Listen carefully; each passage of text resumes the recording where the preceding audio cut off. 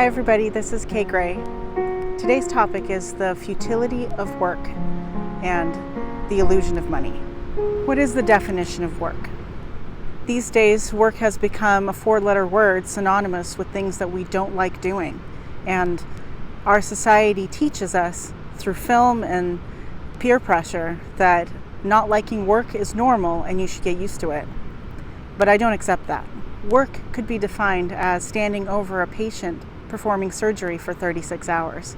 But work could also be going to the kitchen and getting yourself food, or even just getting through the day without having a panic attack.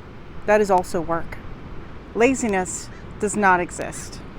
What you can and can't do is a matter of biology, experience, and circumstance. And we're all doing the best that we can with the tools that we have. Unfortunately, our society does not reward work. It often rewards crimes that you get away with. Real estate is one of those. This land that we're living on, the one that I'm on right now, used to belong to the Wiyot tribe, but they didn't believe in ownership. And it doesn't belong to anyone, it belongs to everyone. And the idea of owning real estate came from colonizers who came and forced people off of the places that they were stewarding and then decided to charge for anybody to live on that land. And I have always felt that this is really, really wrong. And it is against the very nature of how life is supposed to exist on this planet.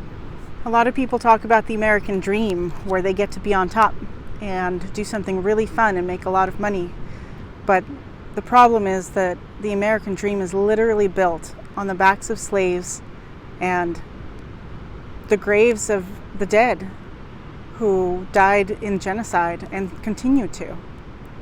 So if life is comfortable for you and you make a lot of money, you have to remember that there are a lot of people whose shoulders you're standing on.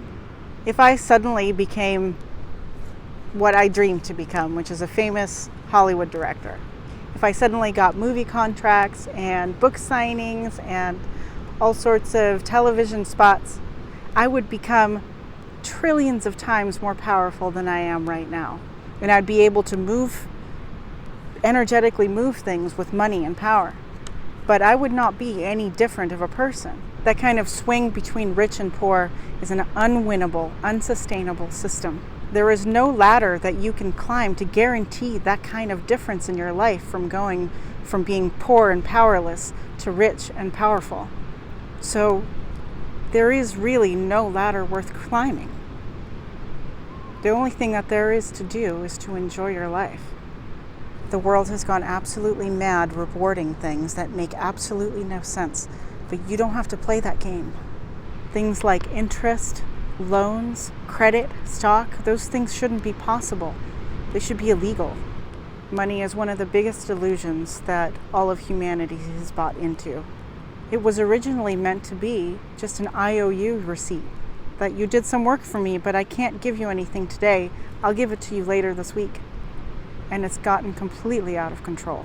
You can't trade an IOU for more or less energy than originally agreed upon. Doing so is simply trying to get away with slavery. In order to maintain integrity and compassion, we are only capable of direct one-person-to-one-person trades. It's something that we have to relearn how to do. If someone watches your dog for you this weekend, you're much more likely to watch theirs in return in the future, because you've created that bond. You've literally created oxytocin in relation to that person, and you want to do something nice for them. That's how we're built to be. Once you introduce money, suddenly your dopamine spikes and you become addicted to that feeling. If you don't get your fix, you get a withdrawal and you become very frustrated and angry. Just like with food and sex and screens, it's all the same. It's the same addiction to dopamine. And now we have systems that almost require that you pay money to breathe in this world, and that may not be far off. No one should have to pay just to live. The fact that we don't have what we need to live trickles down from the dopamine addicted rich who don't know how to satisfy their own cravings, who don't know how to fulfill themselves from within. So they literally keep us all locked into their system just so they don't have to face themselves. Money is the biggest falsehood that humanity has ever come up with, and everyone's bought into it. The only alternative to this society that works is to return to how things were.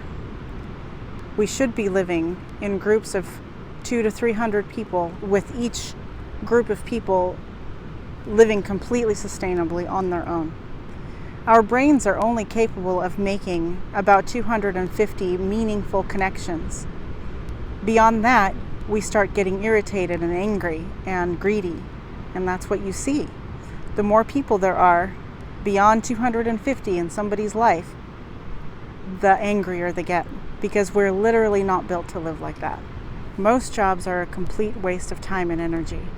They are frivolous, unnecessary, inefficient wastes of hours and hours of people's lives that could be spent doing something productive and creative and loving. In this scenario with the coronavirus, we finally get to see what is essential work. And there is so much of it that there is no reason that we can't share it, and then share in the free time that we have left over, because we're doing the essential work together. Too many people are working too hard, and too many people are working doing things that don't need to be done. I prefer service. This is doing things that are essential to life and doing them selflessly, knowing that the energy that you put out will come back to you. When you're living as part of a community, which is less than 250 people, the service is self-explanatory. In order for you to survive, the group must survive, so you take care of each other. With a small enough group, we maintain a neurological connection. We still make oxytocin in response to other people instead of cortisol.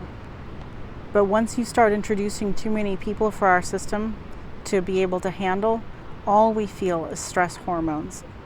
I have tried to work my whole life, and I have failed over and over and over again because I just don't fit in this system. But I have so much to give. I wish that there was a place for me where I could do the work that I'm good at doing.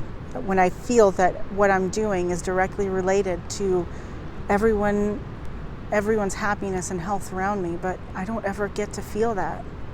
In these times, it is more important than ever to really think about what you're spending your time doing. Is your work really necessary, or is it a waste of your life? Satisfaction for life comes from within, and only from within, not from the things that you do externally. Remember that accomplishing things on the outside is just chasing dopamine. It's just an addiction. Simplify everything that you can simplify and enjoy the moment as much as you can. Spend more time with your family. Spend more time outside. Spend more time creating. Spend more time doing the things that are really important. Don't sit at that desk. Wishing you well.